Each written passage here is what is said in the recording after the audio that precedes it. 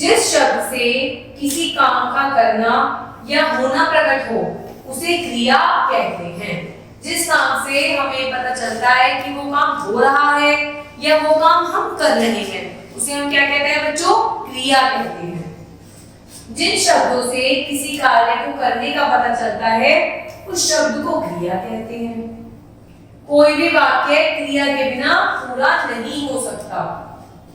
अतः किसी भी वाक्य को पूरा करने के लिए क्रिया की आवश्यकता होती है।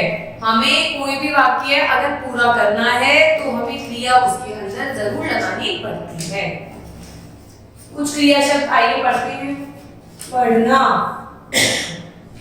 लिखना, चलना, कूदना, गाना, बैठना, भागना, खाना, पीना, उड़ना, सोना, जागना आदि ये सभी क्रिया शब्द हैं।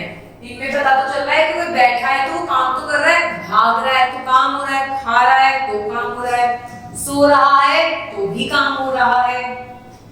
क्रिया के ज्ञान के लिए सर्वप्रथम क्रिया के कालों का ज्ञान होना परम आवश्यक है। हमें पता होना चाहिए कि क्रिया के अंदर कौन कौन से काल होते हैं।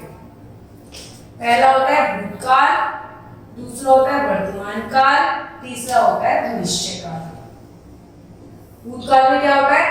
भूतकाल हमें बताता है कि काम हो चुका है या किया जा चुका है।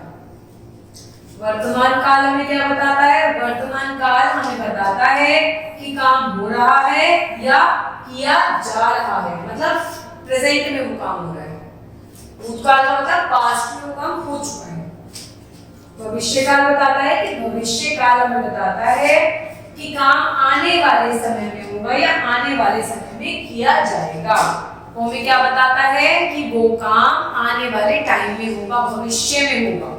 कुछ क्रिया शब्द पढ़िए। अब हम कुछ क्रिया शब्द के बारे में पढ़ते हैं। भूतकाल में आता है था, हो गया, हो चुका। वर्तमान काल में आता है, हो रहा है, करता है हो गया ना, मतलब प्रेजेंट हो गया। भविष्य काल में आ गया होगा, रहेगा, करेगा, मतलब वो भविष्य में काम होगा। कुछ उदाहरण पढ़ते हैं भूतकाल के। हम सब 2 वर्ष पूर्व आगरा गए थे, मतलब वो पास्ट में काम हो चुका है, हम आगरा गए थे। वर्षा हो चुकी, मतलब वर्षा बारिश हो चुकी है, अब नहीं हो रही है, पास्ट में हो चुकी है। तुम्हारा काम हो गया है, मतलब पास्ट में तुम्हारा काम हो चुका है। तुम क्या कर रहे थे, मतलब अभी तक तुम क्या कर रहे थे, मतलब अब आपका काम खत्म हो चुका है तो अब तक क्या कर रहे थे।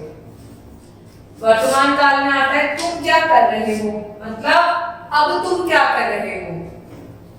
वह पाठ पढ़ता है, मतलब वो पाठ अब पढ़ रहा है। पक्षी उड़ रहे हैं, मतलब पक्षी अभी भी उड़ रहे हैं। ऐसे बातें मत करो, मतलब जो तुम अब प्रेजेंट में बातें कर रहे हो वो मत करो। अर्थात वर्तमान का मतलब होता है कार्य हो रहा है, वर्तमान में वो कार्य चल रहा है। भविष्य काल में क्या आता है बेटा? तुम बड़े होकर क्या करोगे, मतलब आने वाले टाइम में तुम क्या करोगे, फ्यूचर में क्या करोगे। मैं आगे चलकर डॉक्टर बनूंगी, मतलब डॉक्टर बनी नहीं हूं लेकिन पढ़ाई करके बनूंगी, वो काम फ्यूचर में होगा, भविष्य काल में होगा। हम जल्दी ही पाठशाला पहुंच जाएंगे, मतलब अभी तक हम पहुंचे नहीं हैं पर आने वाले टाइम में भविष्य काल में हम पहुंच जाएंगे। हम सब सो जाएंगे, मतलब अभी हम सोए नहीं हैं, भविष्य में सो जाएंगे।